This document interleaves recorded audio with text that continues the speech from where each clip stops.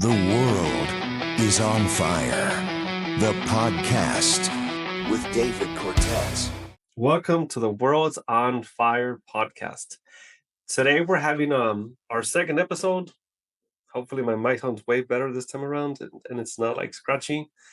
You have a mic, Gina? You have one? Yep. Okay. I can hear you pretty clear, so that's good. Yeah, it's my laptop's mic. Okay, cool. Okay. We're gonna make magic here. So our first episode already aired. It's on Spotify. That's awesome. It's on Buzzsprout as well. And it'll be in other places pretty soon. So, hooray, it's been done. And if you find it, when you find it, it's called what the world is on fire, and then the picture is David, from David and Goliath, and he's really spinning his slingshot with the rock, and he's about to throw it at Goliath, who's just going like this, like, ha ha ha, I'm gonna destroy you, I'm gonna beat you, you're tiny. And he's laughing at David, but David's getting ready to, throw the rock and kill him, like in the Bible. There's a reason why I picked that picture, by the way. First of all, it's a badass picture. I know that it was actually I think 150 years old or something like that, made by a famous painter. But it's really symbolic of the little guy beating the odds. It really is. And it happens to be the case that my name is David, which is pretty cool. It's really awesome. It's a weird coincidence. I don't know why, but it really is. You know what else about the name David in the Bible? In the it's okay, I'm just talking about myself, but it's important. I'm going somewhere with this. It's not just a story of me, but but the name David in the Bible, it actually means God's favorite son. Okay. That's really cool. When I found that out, I was like, wow, it's freaking amazing. God's favorite son. I'm not saying that I am. I'm saying that the Bible says that I am. but to that point, the reason why, That's cool. why I'm going in that direction is because the name of the episode for today, the name of the episode is What Would God Say? What would God say? And what would God say about so many different things that are happening right now? So many different things that have happened in the last couple of months and the last couple of years. What would God say if he came back? When he came back? The reason why I say when he came back is because I'm trying to go towards a specific direction from literature that stems from Mark Twain. Mark Twain was a famous writer back in the day. He wrote some amazing stuff. He had his challenges with theology. Let me just make sure this thing's still okay. It's still there. So Mark Twain had his challenges with theology, and he wrote a lot of literary works that had to do with religion.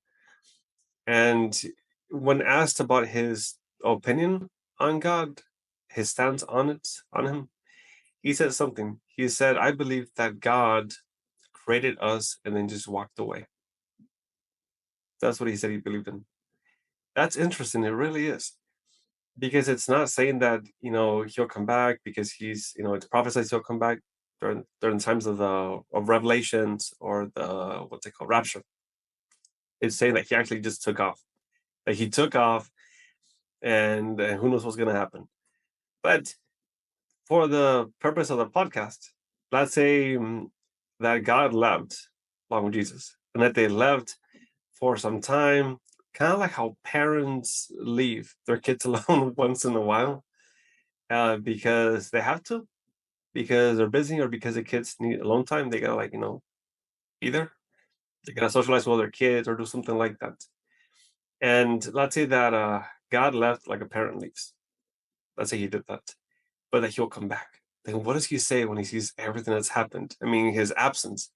What does he say when he comes back? Your thoughts, Gina? How long is God gone for? I don't know. I don't know. No, They like a parent, it's a totally different time difference. You could argue abandonment here at this point. You could argue You abandonment. know, all those people, what happened to them? They're the ones that really want to talk to God, especially in their time and era. So they would probably have more questions towards God than I would. hmm They might ask, "Why were you gone for so long?" Kind of like what you're implying. Like, why? How long is he going to be gone for? About that. So I actually studied religion, philosophy, and theology inside of my philosophy class. It was so interesting. So my philosophy professor was actually a priest. Let us think for 1 second. My philosophy professor in undergrad was an actual literal priest. That's interesting. And he talked about God, about religion, about theology, all these different things. He said that God exists outside of time and space. So, Mhm. to your question of time, for him, it might not even have been 10 minutes that he's been gone. Or to him, he's not keeping track of it because time is a man made concept to a certain degree. It really is. Time is an illusion, how Bruce Lee would say. So it's not Yeah. real. In fact, there's this famous painting that I saw many years ago that it was an abstract. And I know how some people feel about abstract paintings. They'll say they're everywhere. They'll say it's Hey, everywhere. Yes, I people they don't like it it's because a strong word, man. it It's a is. strong But word. I think people start to dislike abstract paintings because they were so repetitive. They kept on being made over and over again. Then at some point, this abstract concept became just a repetitive thing that everybody just went through, did, and it lost its allure for a lot of people. I still think it's pretty cool. But anyways, there was a painting of a clock that was melting. I think it symbolized that time was an illusion. It did. Now I understand the intention and the psychological part when it comes to art, but sometimes there's instances of mockery. So that's the part where it's like, I don't it's silly for me to really like abstract art. I can't with the whole I threw this together, splish splash, and I sold it for a ridiculous amount or monetized on it, and you don't understand. And so I'm like, well, there's some aspects that you can delve into, but at the same time, I'm like, this isn't truly anything that's like a masterpiece to me. Yeah. Yeah. No, I see your point. But some people still like them. And some of them are pretty Yeah. cool. Some of them are pretty cool. But going back to the time concept and God and how this is all working. For him, it might not have even been 5 minutes, 1 minute. He stepped away to get some coffee. And then he's coming right back. And then he's going to see what humanity did, what humanity has done. And I think he'd be disappointed. I could argue a lot of different things. You could argue that he will not be disappointed and that he'll have compassion and forgiveness for everybody. You could argue that. You could also argue that he will be disappointed. And there's multiple different references that would display that he is capable of disappointment. Case in point, the Garden of Eden, when they ate from the tree of knowledge and wisdom. He got pretty upset about that. He was disappointed, and he outcasted Adam and Eve, kicked them off out of paradise. Then you could also reference that story. I always get the name wrong. I think it was Gomorrah and the other city. Forgot what it was called in the Bible, but there were two cities that were being I guess they were being very simple, right? I guess modern day that would be Las Vegas. So if the rapture happens, I will get out of Dodge, out of Las Vegas. Yeah. And in the Bible, he burned these cities. He burned them. So he is capable of disappointments and also of wrath from disappointments. So there's that. There really is that. So maybe God would be upset and disappointed and full of wrath when he comes back and he sees what has happened. There was a very good book that was written a long time ago, and the name of the book was called Lord of the Flies. This book is pretty interesting. It really is. It's freaky. as well. It's really freaky. And there's a lot of symbolism, like so much. I think it actually got put on a banned list, a book banned list, because it was too intense, too graphic, too political, too thought provoking. So it got put on this ban list. And they didn't want people to be reading this book, maybe because the government is upset, sorry, is scared of maybe people revolting if they start to think a certain way. Now, I could argue a lot of different things, and I could argue more about that, about how, I have my opinions of why the government does some things that it does. So I study mental health, I study sociology, I study everything. I'm fascinated by the human condition, and I've studied a lot of different religions, cultures, structures for societies, all these different things.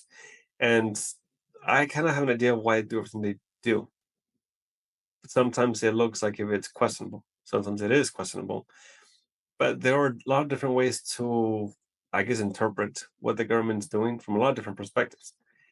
This book, specifically Lord of the Flies, it kind of dives into that quite a bit.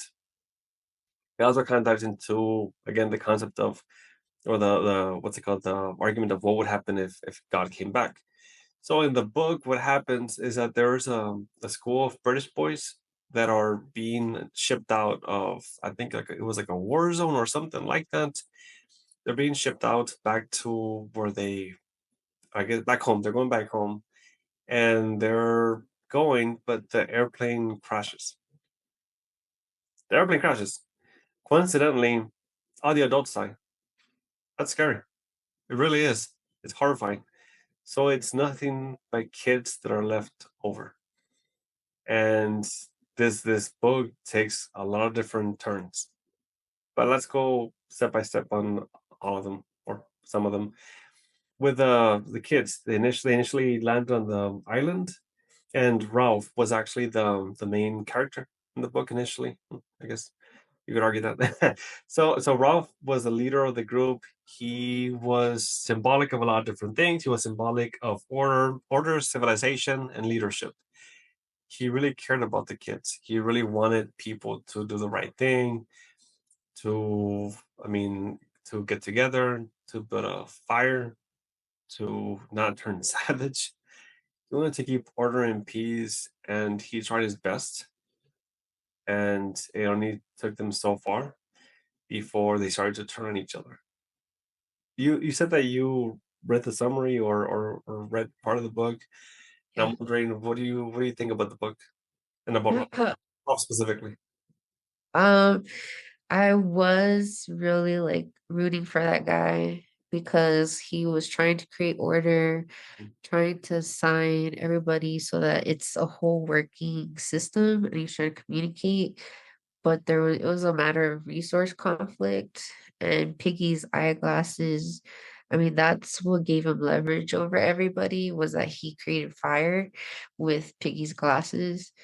And then the other person that I secondly liked best was Simon, because he faced his fears after confronting the cowhead and having that vision. And he faced his fears, went to go see, and then tried to go reveal to Jack and the rest of the kids. Yeah. But Jack, they killed him. It was They killed him. And that's the part where I'm like, what? Why? And I feel like if Simon and Rolf, yeah, had worked together, then it would have been, I don't know, like maybe more enlightening, more communicative. And yeah, I think that would have worked best. Yeah. So they killed Simon, and all he did was trying to let them know Tell what. them Yeah, that it was not a beast. but it wasn't. It was just. I think he saw the man that fell from the parachute from the. Yeah. He saw the man, and he was going to tell them, "Hey guys, this is what it actually is. I'm trying to bring you enlightenment. I'm trying to show you what the truth is. I'm trying to show you that your fears are not real. That you're going to be okay." But out of fear, this was just justification. This was the justification that the boys used afterward. to justify the murder, and that is that they were afraid. It was nighttime. It was nighttime. I think it was nighttime, right? They were afraid. They didn't know what was going on, and for all they knew, a beast was in the woods lurking. So they were gonna have to kill it, and they didn't know that it was their friend. And Yeah, and they were already like hyped up from hunting before because Jack, was like trying to be apex predator, and he coerced his fellow schoolmates or peers to, and the guy testosterone that also played a factor. They're little kids, but they're also male, and so they just had their first kill, so they were on some other type of mindset. exactly, they were turning a little bit wild at that point. Not savage, wild. Savage. No, savage. Okay, maybe at some point they turn savage. At some point, but there's still a level of law and order at this point, to a certain degree. But they killed Simon, and again, Simon is symbolic, according to a lot of people, of spirituality, of enlightenment, of knowledge, all these different things. And for that, they killed him. Not for that, but out of fear. But in theory, you could argue that society hurts those who try to bring down. Circumstance. Huh? Circumstance. Exactly. I mean, Yeah. so this happens sometimes. People who try to bring enlightenment to the world, they get slaughtered. I mean, there have been quite a few different people, let's say in the U.S. alone, who have tried to bring enlightenment to the country. And Yeah, like that kid with the AI, and he's trying, he was going public with it. He was murdered, dude. I know he was murdered. There was wig hair. wait, which one? Which kid? Um, I don't know his name, but he's like Indian, and it's in California, I believe. And he was doing public meetings. He had one scheduled, just went for takeout, great familial relationship, just came back from vacation, and two shots to the head, mind you, called it suicide. Oh, That kid he's like, it had to do with copyright and AI, and he was taken out. okay. Oh yeah, for sure. I didn't know that story. I was going to reference the one of MLK. Yeah. MLK was taken out, and I think the government was found to be at fault in the court case that they actually had for MLK's death. And nobody went to prison, though. That's pretty crazy. But those who try to bring enlightenment tend to get punished sometimes by the world. Again, MLK is a good example. Tried to bring change and enlightenment, tried to help out everybody. Then you had JFK as well, right? He tried to bring enlightenment and change to the world and help out people, and look what happened. So maybe Simon's symbolic of this as well, of maybe how society sometimes treats people who are enlightened and who are trying to help out others. That could be the case too. But Jack, you mentioned Jack a while ago. Jack he's really, I mean, symbolic of savagery, of power, and of primal instincts. So initially he was following Ralph's directions, but slowly but surely he formed his own group, the Hunters, and they started to turn more animalistic and start to change, become more aggressive, not go by the rules as much anymore. And Jack really, I mean, is symbolic of, I mean, a lot of different things, including human potential. Power, trying Our, to but I trying mean, to empower. yeah, but what they were saying in some of the analysis of the books was that Jack, symbolized maybe people's potential, or the whole book and a lot of characters symbolized people's potential for badness, for Yeah, hurt. the character behind trying to attain this power. And Jack specifically was trying to become powerful, trying to take charge, trying to do everything. At some point, Jack even started to try to kill Ralph. Not only that, but then you also have the idea that Ralph could also be symbolic of a democratic civilization, and that Jack is symbolic of an authoritarian one. that tries to exert power over people, kind of like what's happening right now, right? Don't cancel me. Mhm. But that's kind of happening right now in a lot of different ways.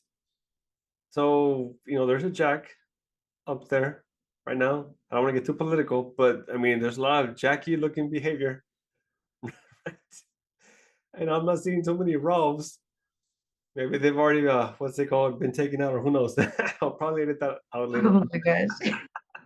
But it But, happens on all levels, social and personal.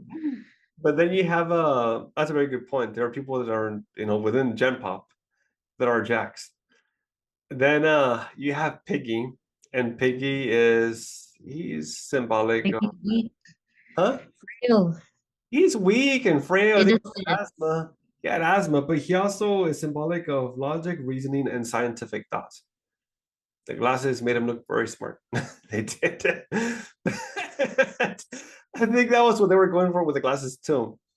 So they could have made his appearance look different in the book and in the movie, but I think they went for, with the glasses being as thick as they were, because they were trying to make it to where he was appearing very intelligent, and he was symbolic of this intelligence, logic, reasoning, and all these different things. So Piggy, at some point, people are logical when when things are going well, when things are going bad, when things are getting difficult. They are still logical. And the group at some point on the island of Lord of the Flies, they were hanging on to this logic and reasoning ability. They were, because in the beginning they weren't acting rampant. They were all listening to Ralph. They all knew what they had to do. They started the fire to, call out for help in case any boats came by. They would see the fire and they would stop and come save the kids. So there was a lot of logic and reasoning, there for some time, until it went away, until it was not there anymore. The book also tries to analyze how, if man left to their own devices, they will begin to unravel. Like I said a while ago, if you have kids and their parents leave, the kids start to do their own thing as kids. The parents stay gone long enough, the kids might start making a mess. God was present, Jesus was present.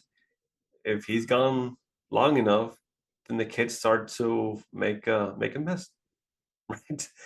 So, in theory, you could argue that we're all kids inside of this planet, on this planet, waiting for dad to come right back. And everybody's misbehaving and running rampant. Not everybody. I mean, a huge chunk of people are doing this. And there are those of us who are Ralphs, those of us who are, the other characters. You have Piggy, you have different ones. You have Roger, you have little ones, and the little ones are the little ones, the littlest kids at the island. There's almost no reference made of them. There's almost no huge reference made of them. Give me 1 second. And I think you already, okay. Sorry, it's giving me like a warning time. Yeah, like 10-minute warning before we have to like restart again. But the little ones are there, and there's him. I don't get the free trial. I'm telling you, pay for it. I'll pay for it at some point when I get tired of this. But but the little ones are symbolic of people, like the general person, the everyday Joe, the everyday man. And they are symbolic of how a lot of people are just trying to exist and live their lives to the best of their ability. And the island are symbolic of people who are there and doing their own thing, but also letting other people take charge and trying to just live by doing good. There are a lot of people like this. So the little ones are the cool ones, in my opinion. They're pretty cool. They're like everyday people. But then you have people like we already talked about Ralph, Jack, Piggy, Simon. You have Roger, which is Jack's second in command, and you have Sam and Eric, who are symbolic of the struggle. They are symbolic of the struggle for people to maintain their own maybe integrity, or people to not conform to what bad people are telling them to do, or people to do the right thing. They are symbolic of the struggle.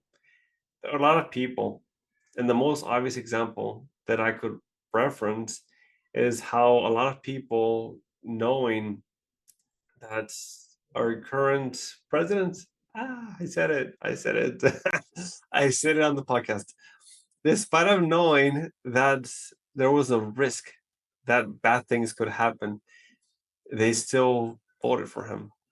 They did. I speak to a lot of people all the time. A lot of people feel conflicted about, political opinions, about who they voted for, the reasons why they voted for Trump, the reasons why they voted for, different people, Harris, all these different things, because there's so much of a struggle in knowing what's right. It's such a struggle. There was a meme that I saw a long time ago. It was when Joe Biden was running against Trump. No, it was, sorry, my bad. I'm misspeaking. When Trump was running against Hillary Clinton, it was that one. And in the meme, it said, "We were forced to pick between a demon and a vampire." And they actually gave specific examples as to why they used this language. But people were forced to pick between either or. And consistently, people are forced to pick between either or. In the islands, they were forced to pick between Jack and Ralph. They were. And Sam and Eric, right? I think that was the nickname they gave them. They are symbolic of society's pressures and how people can be made to go in a specific direction, can feel pressured to go in a specific direction, and sometimes go against their own interest. And that's exactly what we saw in the last couple of years with the political arena. We saw a bunch of Sam and Erics, throughout the country, struggling to know what was right, what was wrong, and making the right choice. Kind of like how we saw them in the island. And they were initially going with Ralph. They agreed with him, and then they turned on him, and they went towards Jack. They went towards Jack because of a lot of different reasons, but most significantly because they were pressured to do so. So then they went in that direction. Just like a lot of people are going in specific directions. But going back to again with what's going on here with the story. So this stuff is happening. This is one aspect of what's happening. There's a second aspect of what's happening too. The second aspect of what's happening is think of it like the de-evolution of people's, morals, or degradation. That's what I'm looking for. Degradation of people's morals, their beliefs, their integrity, their logic, their reasoning, their ability to know what's right, and even their inability to fight against their own natural impulses and innate behaviors or desires. With the book, it reminds me of something that people have to struggle with in mental health, specifically in addiction counseling, because I work with addiction as well. I'm a licensed chemical dependency counselor as well, along with a therapist. I just I figured, why not? Why not do this as well? One more exam, one more license won't hurt. I'm actually going to get my next one pretty soon too. That's pretty cool. But I've worked in a lot of places throughout Texas and some of the biggest companies for addiction. And there's this concept that gets talked about a lot in AA and in group meetings. And this concept is called spiritual malady. It's pretty cool. It really is. And it really dives into this thing that people can struggle with spiritually. A very good example of this is what they call character defects. Character defects are things that people struggle with. The most common one for people that struggle with addiction, and a very common one that people struggle with in general, is selfishness. Selfishness can be part of the spiritual malady, also a character defect that people can struggle with. That makes it to where they become addicted to drugs or addicted to alcohol or stay stuck inside. So that can be a factor there. But the reason why I bring up spiritual malady is because in the book, The Lord of the Flies, the beast is symbolic of the beast that exists within everybody. That's what it can be symbolic of. The beast that exists within everybody and how we all have the potential to really go in that direction mentally and spiritually, and turn on each other and turn savage and rampant.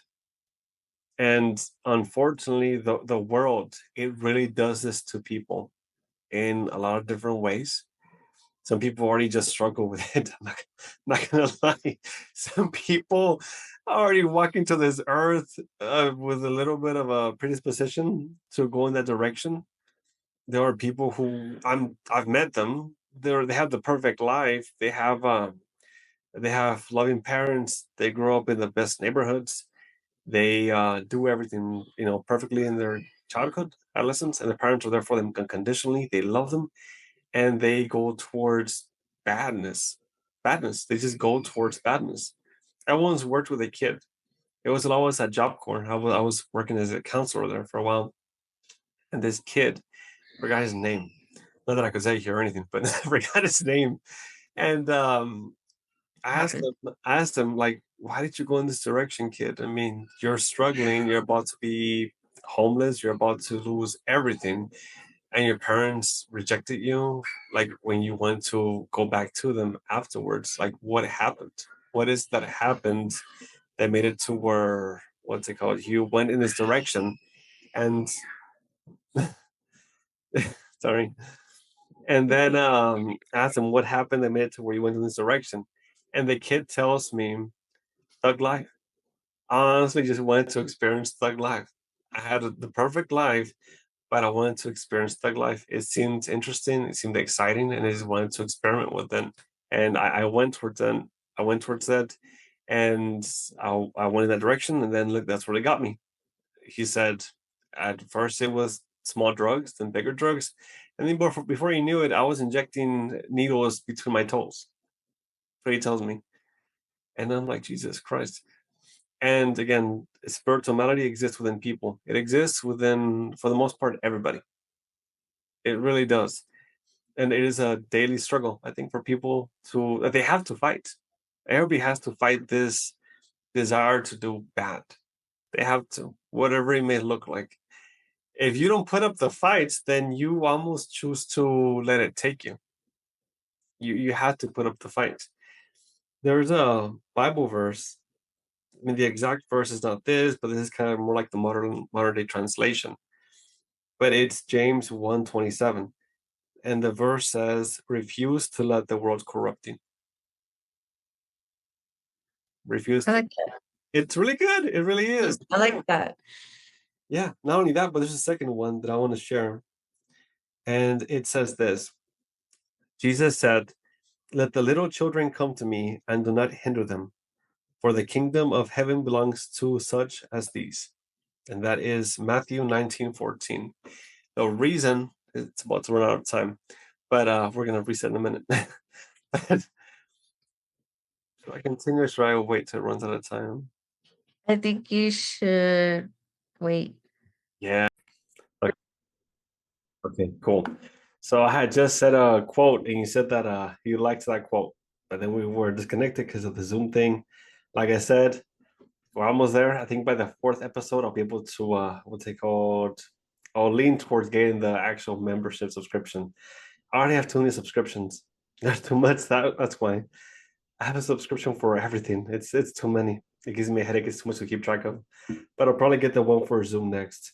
That way we can keep on going without getting interrupted. But I had said the quote, "Refuse to let the world corrupt you." I love that quote because it really talks about how you're supposed to put up the fight and not let this thing consume you. That eventually does consume everybody at some point, for the most part. And I tell my clients this too. I go over these things. I go over existential dreads, and I call them the four baddies. There's actually four of them. I might go over them next time. But there are four baddies that actually get a grip of people's souls throughout their lifetime, and they're not aware of these things. Then they can easily fall to them, get gobbled up by them, but then also lose their soul in this lifetime and in the next. You know, so I'll probably go over this at some point. It's pretty cool stuff, but I'll keep on going. So in this other quote, I had just read it a while ago, right? Let the little children come to me, and do not hinder them, for the kingdom of heaven belongs to such as these. Matthew 19:14. What this verse is actually saying is, come to me as children. That's what it's saying. It's not saying only kids are gonna get to go to heaven. That's not what it's saying. It's saying, come to me as children. I didn't say this in the previous podcast, and I don't think I've said it yet, but I was actually a major in English for my undergrad. So I studied English. I was a double major in theory, technically. I was a double major in psychology and in English. Then I went towards counseling, professional counseling, and then towards becoming a therapist. But I did study English, and I had Bible literature classes, English that were English classes that were very in-depth English classes, not regular, 1301 or 1302, but like actual advanced English classes that I had to take. And we had to do Bible analysis, verse analysis, all these different things. So come to me as children is saying, come to me with the spirit that you had when you were a child. Come to me with the spirit that you had before the world corrupted you, before it tainted the way that you were, before it made you greedy, before it made you selfish, before it made you proud, before it made you lustful, before it made you a sloth, before it made you all these different things. Come to me the way that you were before then, before the world touched you and then filled you with corruption. And it's very important, right? Because in the book, Lord of the Flies, the kids were kids until they were not kids anymore. They changed. They really did. And towards the progression of the book, you get to see their values go away, their morals go away, their principles go away. These were kids that were in a very nice school, from what it looked like, and the way they described it in the book. And I think a few of them were actually in choir. Jack's group, I think it was that group, they were all in choir. I think they were. That's pretty insane. And these were the ones that were hunting their friends and attacking them. So they went from choir, probably God-fearing kids, altar kids, to becoming hunters and hunting their own fellow man. Now, with what happened in that part of the book, the beast took over. They didn't fight the beast as much as they should have, and it took over. And then you see the kids chasing Rolf towards the edge of the island. Then you have Rolf about to get killed. He's about to get killed by everybody who betrayed him. And this is the last man standing, right? This is the last man standing, and he is running for his life. And originally he was symbolic of leadership, of civilization, of logic, reasoning, and a democratic population. Now he's being chased like an animal by everybody who's now has pig's blood on their faces and are holding spears. That's interesting to see. I mean, it's like a surreal experience. As he gets towards the edge of the island, a naval officer gets off a boat and he sees what's going on, and the kids all see him after some time. And the naval officer, I mean, he looks at them initially. I think he thought they were playing some games, but then he realized what they actually were doing and how far they had gone, how much they had changed from where they were originally. And he felt pity, and he felt heartache, he felt shame, and he felt disappointment. He did feel all these things all at once.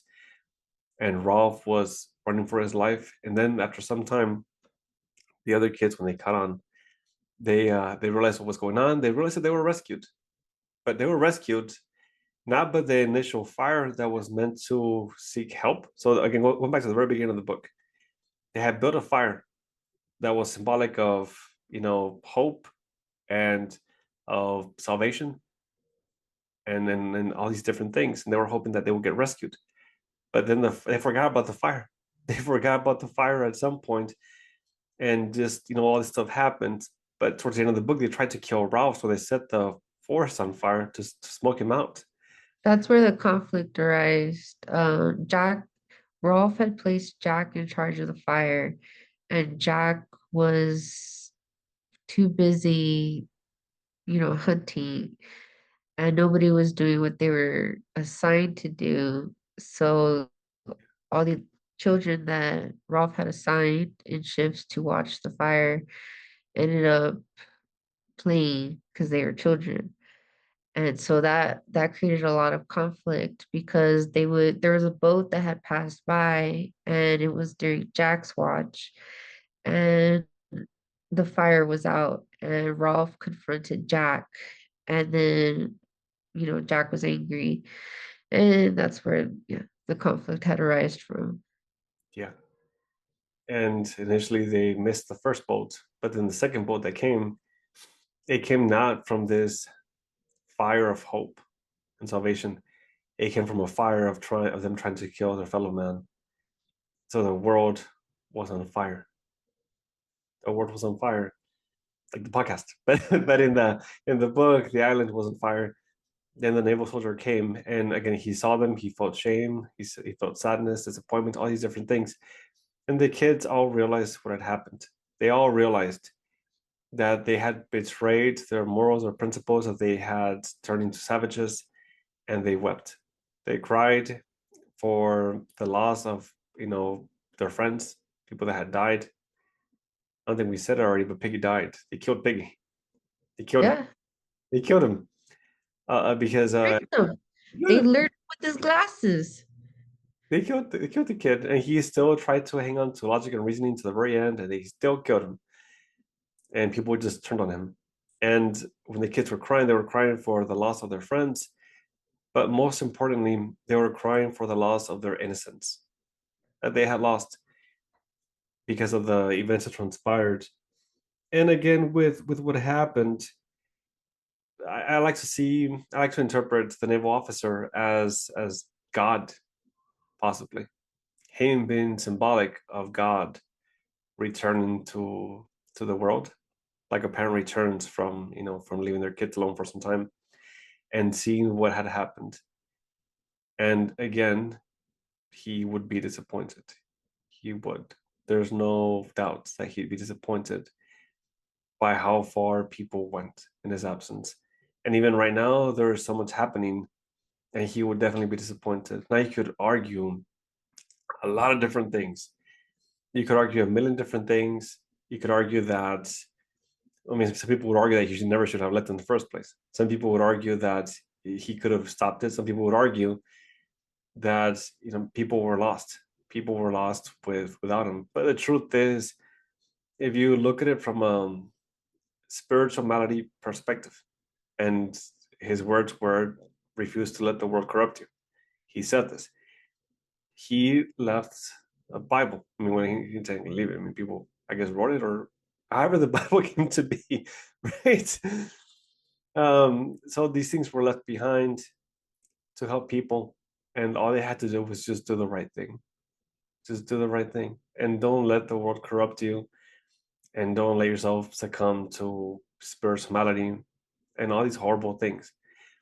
But a lot of people, especially the ones in power, did not do these things, and they, let it take them, and they betrayed their fellow man, and they treated their fellow man like if they were Ralph or Peggy or any of these other characters that were in the book, and it's sad. And I guess the purpose of this episode specifically is like the verse said, refuse to let the world corrupt you. James 1:27. That is the purpose of this episode. Refuse to let the world corrupt you. Because with everything that's happening, it has the potential to corrupt people, even the good ones, even the good characters that were in the book. I mean, Sam and Eric were the good characters in the book. They were symbolic of people, but pressure corrupts people sometimes. It can corrupt people sometimes. And one of the hardest things about being in this world, being in this experience, is to not let the world corrupt you. But it has to be done. You have to not let it happen to you. Because if you let it happen to you, then that's it. I mean, you're gone. You're no longer who you were before. And in theory, you are responsible for what you turn into. I don't know. What do you think? What do you think, Gina? I concur. Yes, it's really something. And you could argue that the world hurts people, creates people, does this thing to people, and corrupts, people to the point to where they change. And some people would argue that they were brought up in different situations and tough ones. They were exposed to certain things. They went through certain things, but that still does not change the fact that it is your responsibility to cleanse your spirit, to purify yourself, and to not let the world change you. You can't. You have to hang on to it and not let the world take it away from you. And I guess that's all I have to say about that. Like Forrest Gump said, that's all I have to say about that. Julio. Okay, cool. Good episode. Good episode. Good episode. Any final thoughts? Be good, do good. Yeah. Be good for goodness sake. There's actually a story about that in my book. In case anybody's curious about it. Again, not trying to sell anything here. But the name of the book is called Fable. It's Fable. And the book, it goes over a lot of different things that are important to conquer in this lifetime. And it actually has, yeah, it's right here. The name of the story is For Goodness Sake. That's what it's called. But there are Perfect. a bunch of stories. And yeah, there's that. And if anybody has any questions or comments, no rude comments, no rude comments, Please. questions or comments, or if they want to see a specific topic to be talked about next, feel free to express it. I mean, I'm sure I can talk about almost any subject. Probably could. I've studied literature for a long time, studied human behavior for a longer time, psychology for a long time, sociology for a long time, and we can talk about it in the podcast. We can. So, Yeah. you have any what's it called, questions, comments? I want to have anything talked about in the show. We can talk about it. Maybe next time we can talk about. Well, this was going to be the next podcast, so we'll probably talk about this one next. The name of the title of the podcast is sorry, my throat's kind of hurting. It's kind of itchy. Corona. But too soon. No, the name of the title for the next podcast episode is What Did COVID Do to Us? Oh boy. Exactly. So there's so much there. Whoa, yeah, Obama definitely. did to the world so much. And that's the name of the next episode. What did COVID do to us? And I look forward to speaking to you again, Gina. And I hope to present to the rest of the audience. And I will see you there. Okay, the end. Bye.